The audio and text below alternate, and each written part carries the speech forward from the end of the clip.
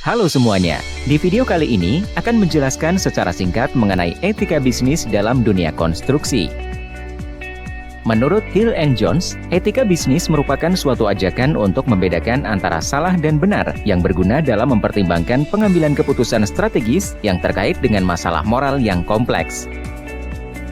Sedangkan menurut Stead et al., etika bisnis adalah standar etika yang berkaitan dengan tujuan dan cara membuat keputusan bisnis.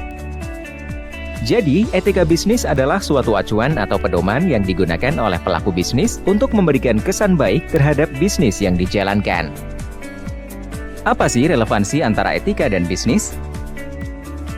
Etika secara umum adalah cabang utama filsafat yang mempelajari nilai atau kualitas yang menjadi studi mengenai standar dan penilaian moral. Sedangkan bisnis adalah suatu kondisi di mana seorang individu atau kelompok melakukan suatu pekerjaan yang bisa menghasilkan keuntungan atau laba. Sehingga etika dalam berbisnis dapat memberi pengetahuan tentang tata cara ideal dalam pengaturan dan pengelolaan bisnis yang memperhatikan norma dan moralitas yang berlaku secara universal, ekonomi, maupun sosial guna memberikan citra baik pada bisnis tersebut. Adapun prinsip-prinsip dalam etika bisnis yang pertama, prinsip hormat pada diri sendiri. Prinsip ini akan memberikan dampak pada bisnis itu sendiri. Dalam menjalankan bisnis, masyarakat sebagai konsumen merupakan cerminan bagi bisnis kita.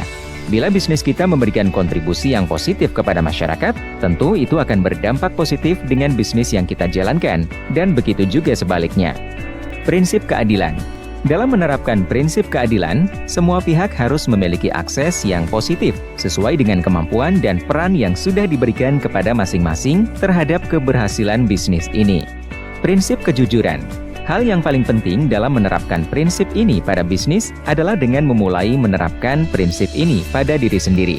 Jika sebagai pemimpin mampu menerapkan prinsip ini, tentu akan menjadi contoh bagi semua karyawan yang bekerja di perusahaan. Prinsip ekonomi.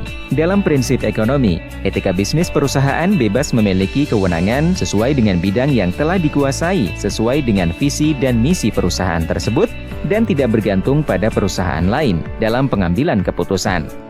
Sasaran dan lingkup etika bisnis. Etika bisnis dalam lingkupnya yang pertama ini tidak hanya menyangkut perilaku dan organisasi perusahaan secara internal, melainkan juga menyangkut secara eksternal. Etika bisnis menghimbau para pelaku bisnis untuk menjalankan bisnisnya secara baik dan etis guna menunjang keberhasilan bisnisnya. Etika bisnis mengajak masyarakat, baik konsumen, karyawan, maupun umum untuk sadar dan berjuang menurut haknya agar hak dan kepentingannya tidak dirugikan oleh pebisnis. Etika bisnis juga berbicara mengenai sistem ekonomi yang sangat menentukan etis tidaknya suatu praktek bisnis.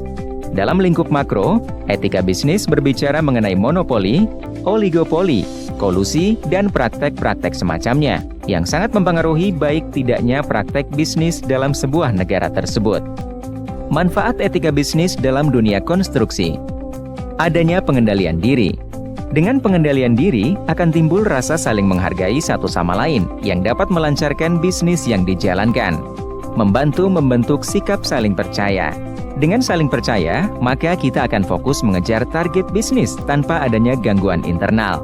Memperhatikan kepentingan bersama. Etika bisnis akan mendorong pelaku bisnis untuk lebih memperhatikan kepentingan bersama daripada kepentingan individu yang berujung pada kesuksesan bisnis.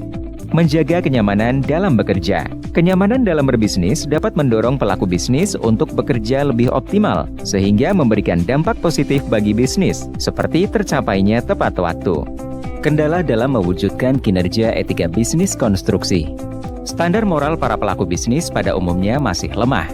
Banyak pelaku bisnis yang mengabaikan etika bisnis demi memperoleh keuntungan pribadi, seperti melakukan suap, menurunkan kualitas, memanipulasi spesifikasi teknis, dan memanipulasi laporan keuangan.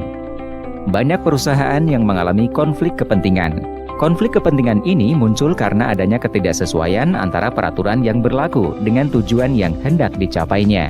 Orang-orang yang kurang teguh standar moralnya akan gagal karena mengejar tujuan dengan mengabaikan peraturan. Situasi politik dan ekonomi yang belum stabil. Banyaknya sandiwara politik yang dimainkan oleh para elit politik akan memberi kesempatan bagi pihak yang mencari dukungan elit politik guna keberhasilan usaha bisnisnya. Selain itu, situasi ekonomi yang buruk tidak jarang menimbulkan spekulasi untuk memanfaatkan peluang guna memperoleh keuntungan tanpa menghiraukan akibatnya. Lemahnya penegakan hukum.